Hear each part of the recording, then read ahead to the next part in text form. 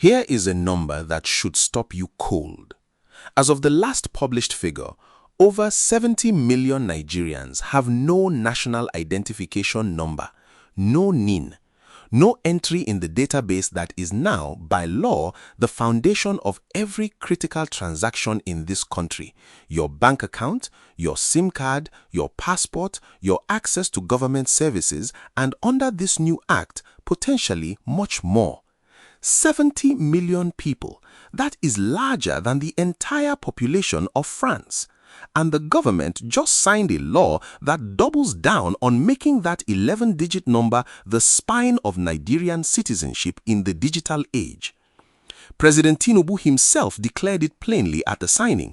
For nearly 20 years, Nigeria's identity system operated under a law written for a different era. That era is over. But here's the question nobody in the celebration photos was asking.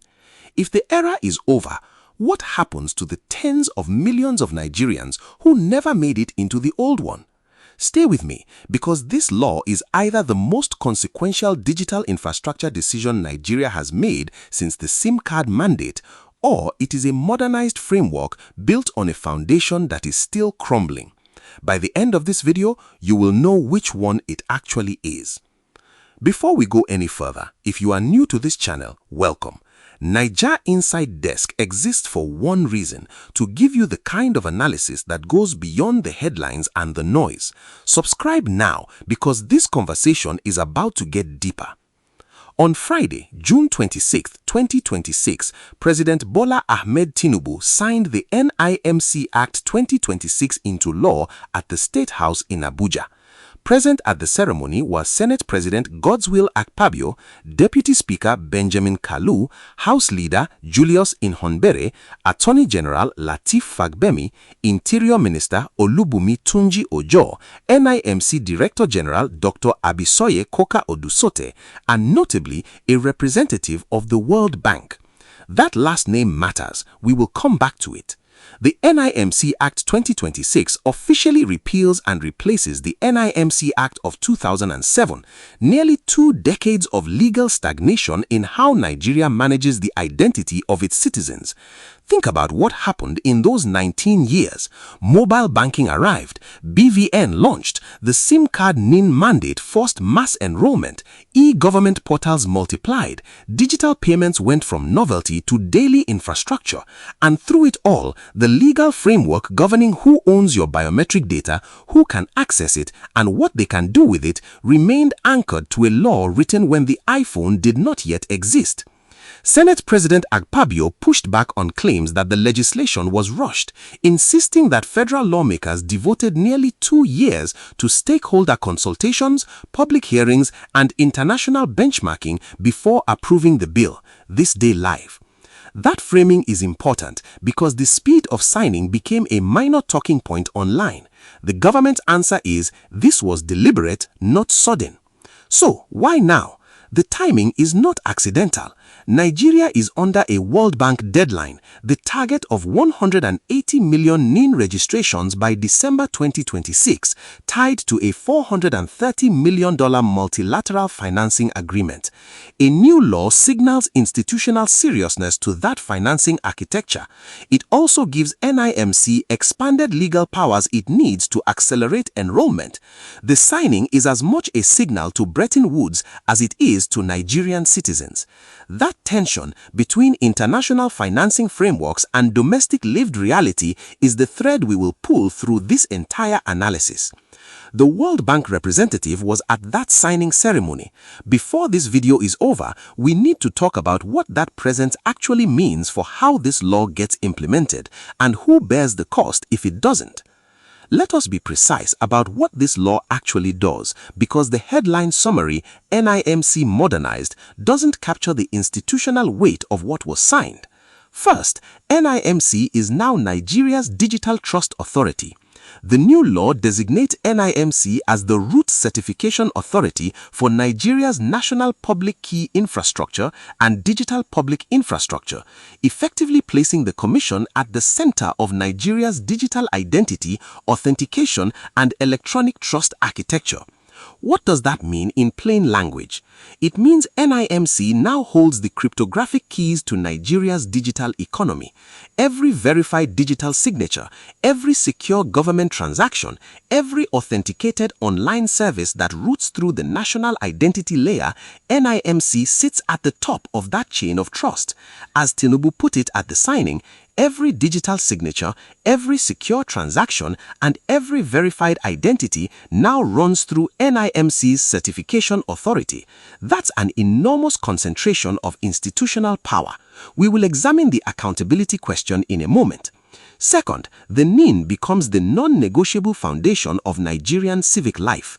The Act reinforces the national identity number as Nigeria's primary identity credential under the one person, one identity policy, making it the foundation for identity verification across both public and private institutions.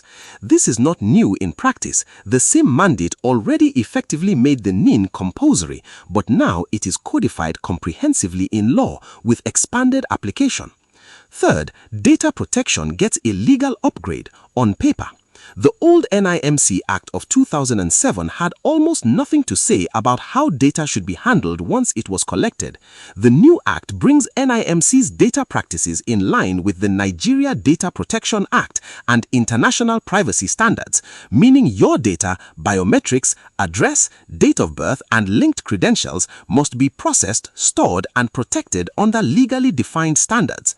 That's progress, but here's the institutional tension that this framing obscures. Under Nigeria's existing legal architecture, there's a provision that has survived into the new era. NIMC is empowered to provide a third party with information recorded in an individual's database entry without the individual's consent, provided it is in the interest of national security. The new act strengthens data protection language, but that national security exception is a very wide door, and the law that governs how that door gets opened, the 2015 Cybercrime Act, has its own problems. That legislation granted law enforcement agencies broad powers to search and seize digital devices, often without sufficient judicial oversight, a provision long criticized for undermining privacy rights and digital freedoms. Despite a 2024 amendment, the law continues to lack clear limits on surveillance authority. Fourth, enforcement teeth, including arrest powers. The Act empowers NIMC with court-authorized investigative powers, including the authority to conduct searches, seize evidence, decrypt data, and arrest suspects in connection with identity fraud.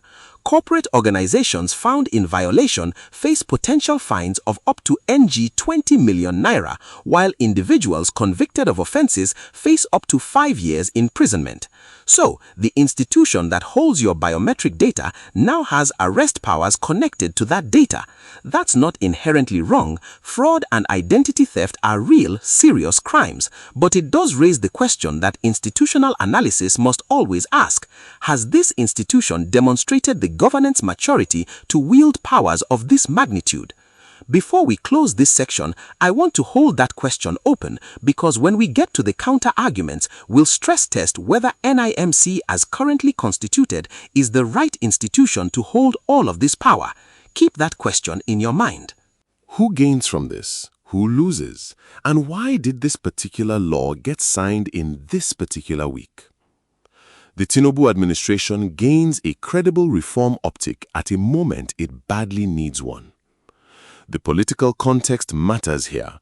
The administration has been under sustained pressure. Economic hardship indicators remain elevated. Opposition figures, including Peter Obi, have been publicly calling for the president's resignation, citing governance failures. Against that backdrop, a bill signing surrounded by Senate leadership, the World Bank, and an internationally recognized framework gives the presidency a reform narrative with legitimate substance. This is not cynicism. The law is real. The reform is substantive. But the timing of the signing ceremony, the photographic staging, the language of landmark and historic, that is conscious political management. Both things can be true. NIMC itself gains dramatically, and that bears scrutiny. NIMC Director General Koka Udusote described the act as establishing NIMC as the federal government's trusted digital identity authority with responsibility for secure authentication, encryption, digital signatures, and trusted electronic services. In institutional terms, NIMC moves from being a registration agency to being the anchor of Nigeria's digital sovereignty.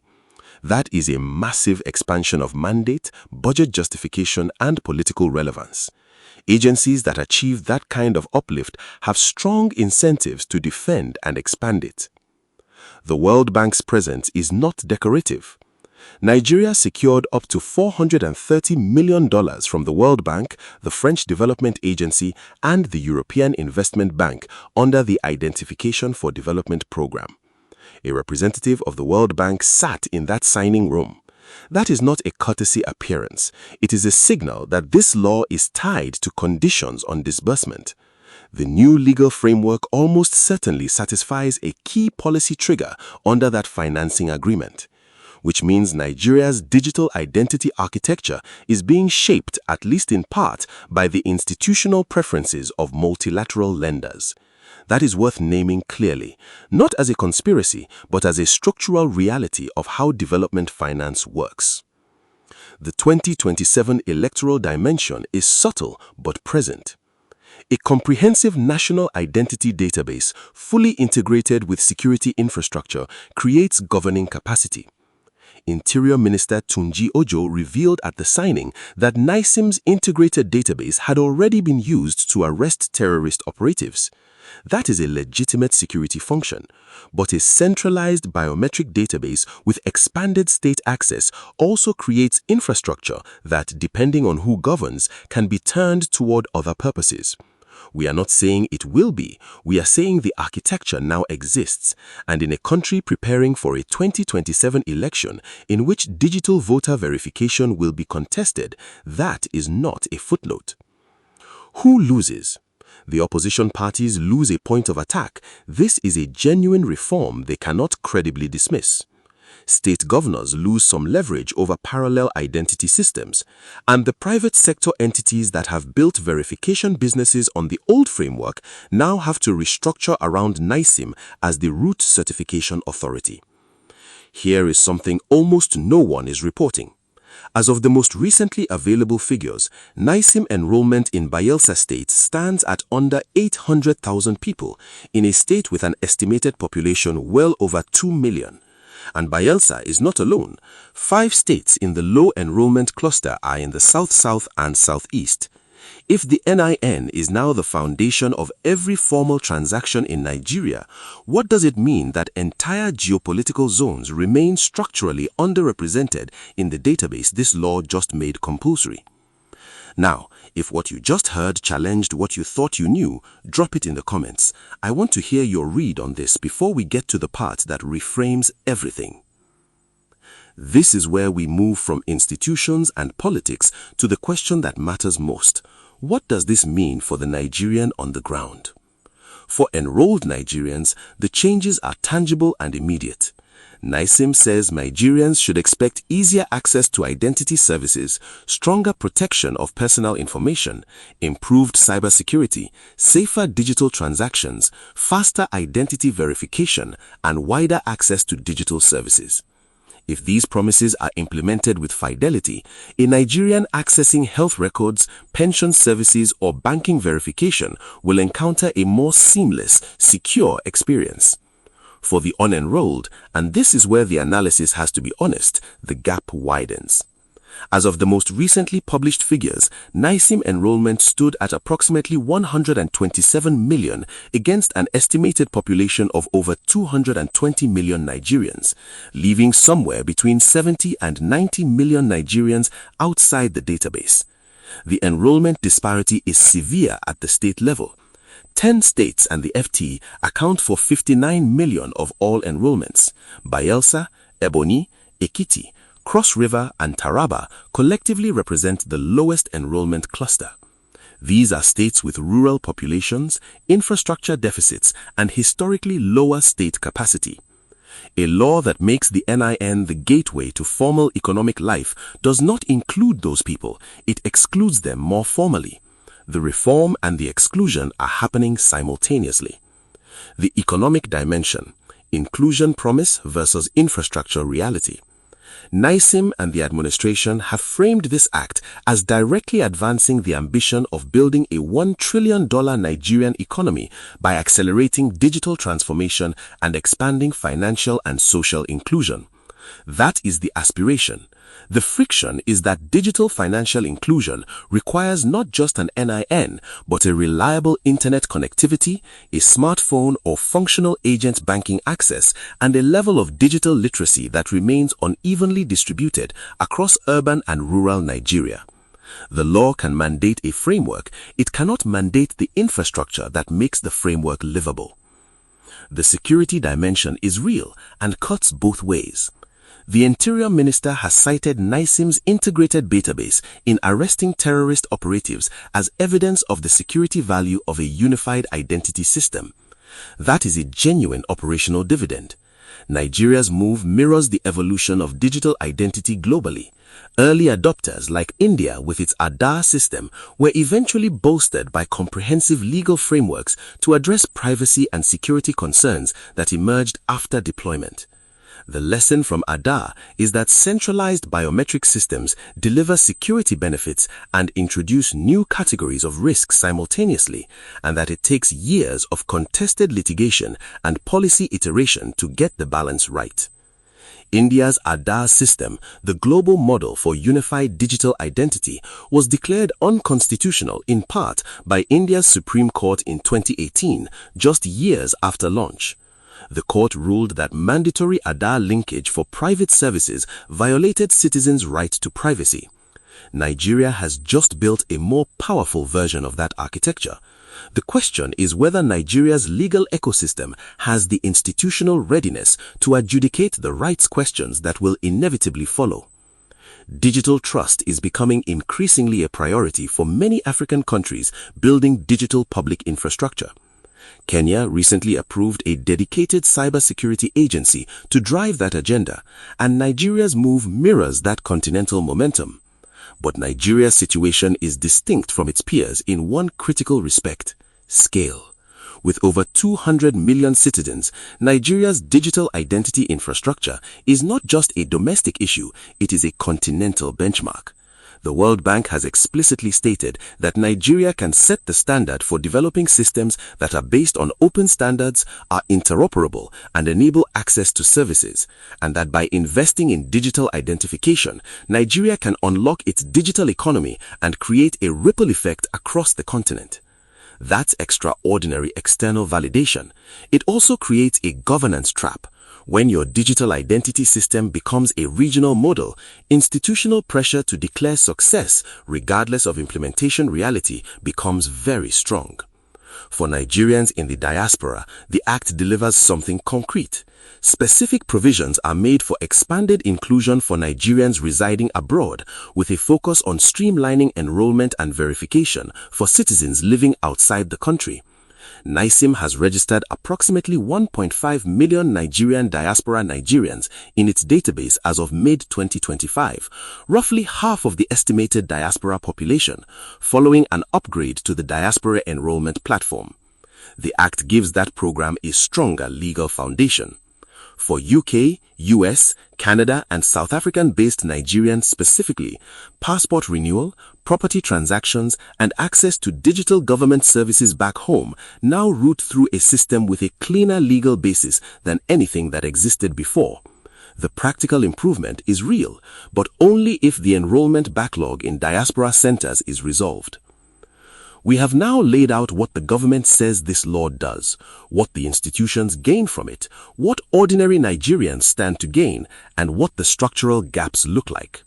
Now I want to do something we always do on this channel: steelman the strongest argument against everything I have just told you. Because the critics of this law are not simply people who are opposed to Tinubu. Some of them are raising questions that deserve a serious answer. The strongest counter-argument is not about this law. It is about this institution. The steelman position runs like this. NIMC has a documented track record of missing targets, capacity constraints, and public confidence problems. Nigeria missed its World Bank target of 148 million NINs by June 2024, not by a small margin, but significantly, stagnating at 114.5 million by January 2025, despite a 6-month extension. Delays in National Assembly approval, data protection law hurdles, and recruitment challenges slowed fund disbursement for nearly 2 years of the program. Those problems are the same institutional problems this new law is designed to solve, but a law does not automatically produce institutional capacity. The framework is now world-class. The question is whether the machine that has to implement it has been fundamentally changed or just given a more expensive legal suit. That is a serious argument. It deserves respect before it is challenged. The challenge to that argument. First, several of the institutional failures the critics cite were partly caused by the absence of this legal framework. Data protection law hurdles delayed World Bank fund disbursements because there was no adequate data protection architecture in the old NIMC Act. That gap is now closed. The ward-level enrollment drive launched in February 2026 has begun pushing registration to local government areas that previously required citizens to travel to urban centers. The institutional machine is not standing still. Second, the Director General herself, Kokao Dusote, is widely credited within the sector for having professionalized NIMC's leadership since her appointment. The question is whether that leadership quality is institutionalized or personality dependent. Common misconceptions circulating online. Misconception 1. This law means the government can now access all your data without your consent. The nuance. The law strengthens data protection requirements significantly and aligns NIMC with the Nigeria Data Protection Law. The national security exception existed before this law. What is new is that the default position is now legally stronger protection, not weaker. Misconception 2. If you don't have an NIN, you will immediately lose access to all services. The reality, mandatory linkage has been phased and extended multiple times. The Act strengthens the legal basis for mandatory NIN use. It does not set a single immediate cliff edge deadline. Here is what is almost entirely being lost in the noise: the gender enrollment gap in Nigeria's identity database. As of the last published figures, male enrollments outnumber female enrollments by over 15 million.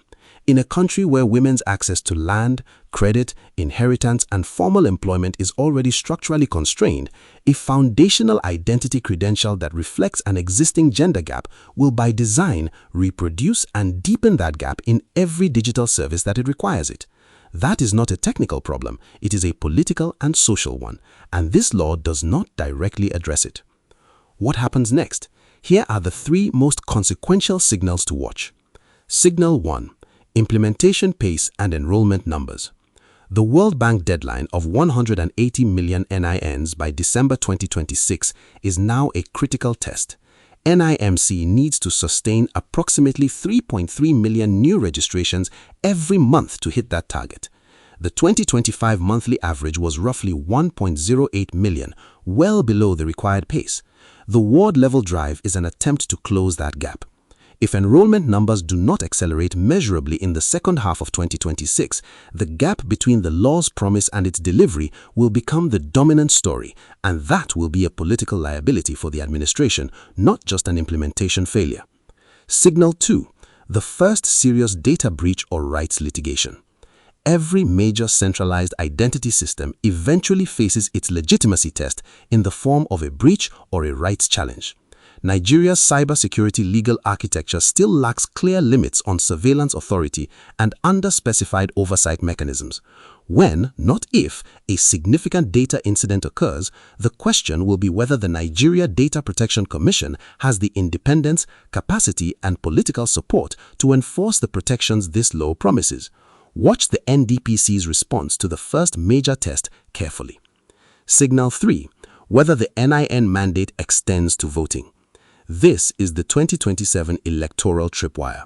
if the Tinubu administration or INEC, under political pressure, moves to make NIN verification a mandatory condition of voter registration renewal ahead of 2027, the entire digital identity architecture becomes an acute electoral controversy. That proposal has not been made formally, but the infrastructure now exists to make it technically possible. Monitor INEC's communication about voter roll management over the next 12 months. 12-month outlook. Implementation momentum will determine whether this law is remembered as a genuine inflection point or a well-drafted framework that outran its own institutional capacity. The administration has 12 months to demonstrate that enrollment can scale, that data protection is being enforced, and that the system is expanding access rather than consolidating exclusion. 3-year outlook.